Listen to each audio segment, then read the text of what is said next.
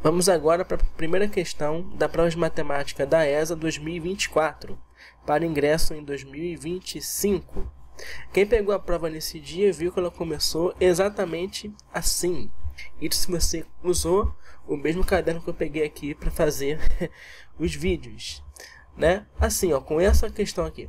Dado o número complexo zzinho igual a isso daqui, não se assuste, né? Isso aqui é um número, tá? Um número imaginário, um número complexo, em que I é a unidade imaginária. Marca a alternativa que indica a potência z elevado ao expoente 4. Então é uma questão extremamente simples, né, gente? Eu te dou um número complexo e quero saber uma de suas potências. Quanto vale z elevado ao expoente 4? Como responder essa pergunta com sagacidade? Como sair dessa? Né? A primeira coisa que eu quero chamar a atenção para você é esse formato aqui de se escrever um número complexo, né? Que em essência você vê aqui a presença de cosseno e de seno, né? Você vê a presença aqui de trigonometria. Por isso que esse é o formato trigonométrico de se escrever um número complexo, um dos possíveis, né? Que tem aqui essa estrutura. Z igual a quê? Rho. Eu fiz um Rho um pouco sem estilo, mas com o tempo eu melhoro. Vezes o quê? Cosseno de θ, né? Tem um ângulozinho aqui θ, mais I vezes seno de θ. Então esse é o formato geral trigonométrico de se escrever um número complexo. E ele é formado aqui por esses entes queridos, né? Por um rosinho multiplicando esse cossenozinho de um ângulozinho θ, esse seno de θ. Quem é Rho, quem é θ, o que significa isso, professor?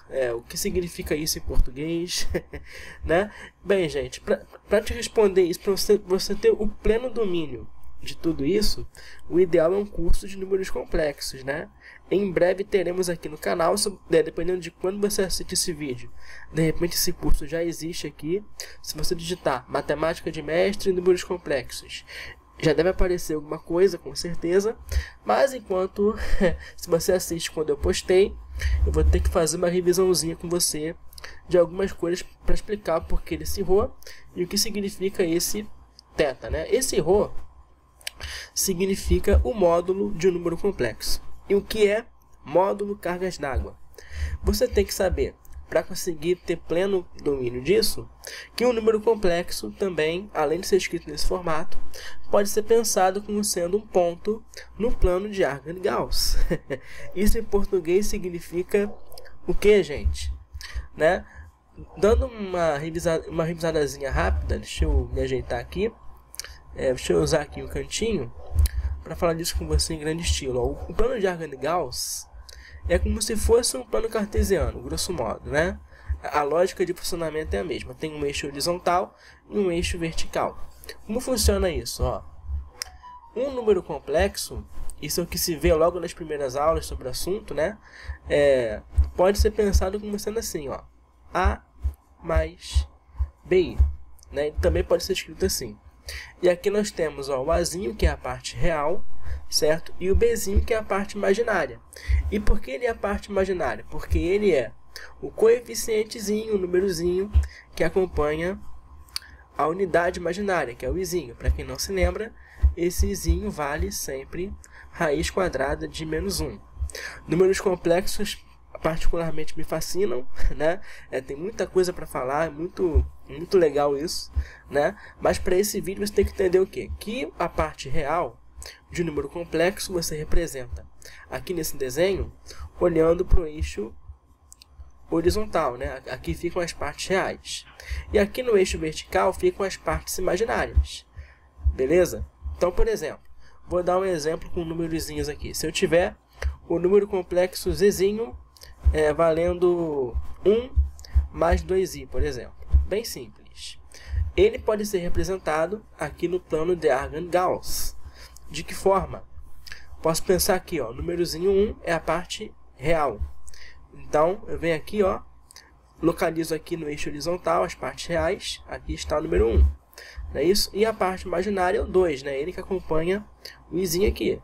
Então, eu venho aqui, 1, 2. E aqui está localizado, Ele é o ponto 1 para a parte real, 2 para a parte imaginária. Então aqui nós temos, ó, esse pontinho aqui desse plano é o númerozinho z, não é isso? É complexo. Então ele pode ser entendido como sendo o ponto 1, 2. Acho que para o vídeo é suficiente, né, gente? De maneira geral, vou limpar aqui o que eu fiz.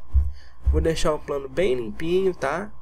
Porque de maneira geral, quando você tiver um número complexo, você pode localizar aqui, ó. Ele vai ser esse pontinho, por exemplo, o pontinho P. E aqui eu vou ter a parte real, certo? Que é um Azinho. E a parte imaginária ali daqui, que é um Bzinho, certo? Módulo, você pode compreender, olhando para esse desenho, como sendo a distância entre o número complexo que você tem, que é esse pontinho aqui, por exemplo, né? E o eixo, né? E a origem do sistema, né? Que é o ponto 0, 0, onde fica o zero aqui. Então, o módulo, ele é, basicamente, essa distância aqui, gente. Se eu olhar para essa distância entre o número complexo e a origem, eu vou ter aqui o módulo de um número complexo, beleza? É aqui que está, né? Essa distância aqui que eu desenhei é o rosinho que aparece aqui, certo? E você vê que além do rosinho tem também o ângulozinho θ. Não é isso? O que significa esse θ, gente? Quando você olha para cá, você vê que todo número complexo tem uma distância definida, né? Até a origem. E além disso, você tem a formação de um ângulozinho. Olha só, de um ângulozinho. Deixa eu ver de que cor eu boto esse ângulozinho, gente. De preto não fica bom. De verde não vou gostar. Vou colocar de rosinha mesmo, né? Aqui, ó, esse ângulozinho θ. Esse aqui tem um ângulozinho formado aqui, normalmente escrito como sendo θ, né? Representado pela letra grega θ. Tudo bem? Ele é o argumento do número complexo. Esse nome bonitinho dele, né? É um ângulo formado entre esse número complexo, né? Essa distância aqui que significa o módulo e o eixo horizontal, certo? Um ângulozinho θ. Então, todo número imaginário que você conceber, todo número complexo, melhor dizendo, que você conceber, vai ter definido um vai ter definido um módulo e um argumento, certo? Por exemplo, aqui no caso desse númerozinho que nós temos, o módulo dele vale 3. Então eu posso dizer que no caso do meu exemplo, se você voltar, nós temos um 3 aqui multiplicando, certo? Está aparecendo aqui destacado para você, né? E um ângulozinho, um argumento, um θ de π sobre 3 radianos, lógico, né? Aqui está tudo em radianos, π sobre 3 radianos. Então você vai ter aqui que esse rosinho, esse módulo, né? Ele vale 3, certo? E um ângulozinho θ, vou botar bonitinho para você, vale π sobre 3 radianos, certo? Então, só essa revisão aqui já vale seu like e a sua inscrição nesse vídeo. Você coloca nos comentários aí depois se ficou claro para você tudo que eu disse, né? Mas e agora? Como me usar desses conceitos para chegar na potência z elevado a 4? Gente, nós temos que lembrar, essa é a sacada de mestre da questão, né? Eu usei isso aqui só para explicar os termos da estrutura, né? Mas se você tem essa estrutura aqui, ó, a forma trigonométrica, fica muito fácil de você chegar em qualquer potência do número complexo. É só você lembrar da primeira formulazinha de Moivre, certo? Deixa eu colocar aqui para você. Você merece, né? Tem que ser caprichado. Como é que ela é? Um número complexo zzinho elevado a expoente qualquer potência dele vai ser dada por, olha só, módulo dele elevado a n vezes o quê? Aqui abre um colchete que fica legal. Cosseno, né?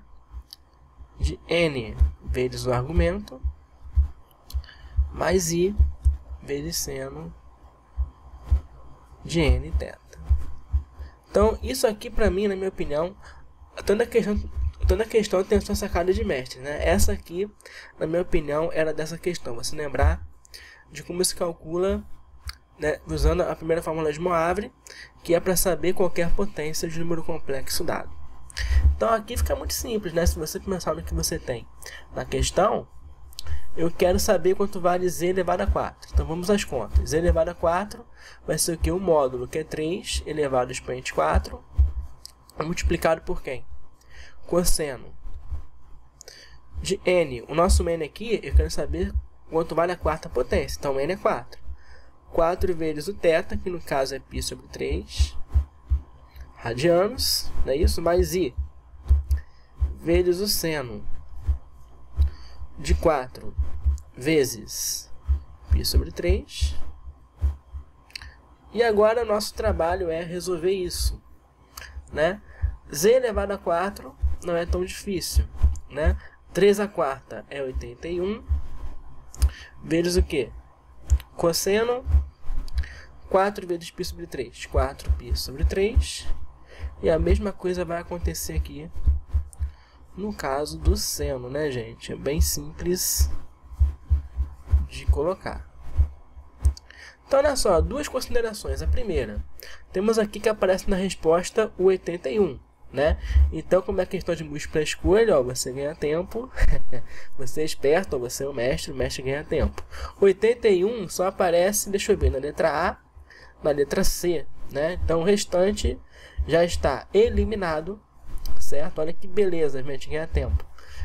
Já está eliminado por não conter, perdão, até botei errado, ó, a emoção. O restante aqui, a letra B, a letra D e a letra E, estão eliminadas por não conterem 81 na estrutura, ó. A potência vai ter 81 na estrutura. Então, ou é letra A ou é letra C. Como saber qual dos dois, gente? Vamos lá. Temos que saber quanto vale o cosseno. Não é isso? Quanto vale o cosseno dessa belezinha aqui, né? E quanto vale o seno dessa mesma belezinha. Como é que eu faço para responder? Gente, trigonometria, eu tenho que lembrar do círculo trigonométrico. Não é isso? Eu tenho que saber localizar, beleza? Para eu descobrir senos e cossenos, eu olho para o círculo trigonométrico. E no círculo trigonométrico, eu tenho que saber localizar esses ângulos. Deixa eu abrir mais despacinho aqui, ó. Tá sendo uma baita revisão aqui essa aula. Vamos lá. Temos aqui o seguinte, eu vou fazer um círculo trigonométrico bem caprichado, não de amarelo, mas de branco, tá? Porque eu sou perfeccionista, quero tudo de branco. Deixa eu ver. Aqui, ó, tem ferramenta de círculo, olha que coisa linda. Vamos ver se fica legal, ó. Opa, esse ficou lindo, ó. Esse ficou... Tô orgulhoso dele, acho que é o menor círculo que eu vou tracer até hoje, gente, aqui no canal. Não sei o que você acha. Mas vamos lá, temos aqui o seguinte, ó, como é que é o círculo trigonométrico? Aqui, na parte horizontal, no eixo horizontal, você deu os valores de cosseno, né, dos ângulos que você tem. Né? Aqui, no eixo vertical, você vê os valores de senos dos ângulos que você tem. Então, por exemplo, aqui na questão em essência, aparecem dois arcos ou dois ângulos. Quais são eles? O arco de π sobre 3 radianos, né? E aqui nas contas a gente chegou no 4π sobre 3 radianos. Beleza, para ficar mais acessível, eu acho que para esse vídeo, para o que nós precisamos, né? É mais acessível a linguagem em graus, né? Então tem que converter de radianos para graus. O que não é difícil. Se eu tenho aqui π sobre 3 radianos, como é que fica em graus? Se você lembrar, né? 180 graus é a mesma coisa que π radianos. Então você vai ter aqui 180 graus dividido por 3, que é a mesma coisa que 60 graus, certo? Então, olha só, se π sobre 3 radianos é 60 graus, saber quanto vale 4π sobre 3 radianos fica muito fácil, né? Se você entende que π sobre 3 radianos, não é isso? Vale 60 graus. Né? E você quer saber quanto vale 4 vezes isso, né? É só fazer 4 vezes 60 graus.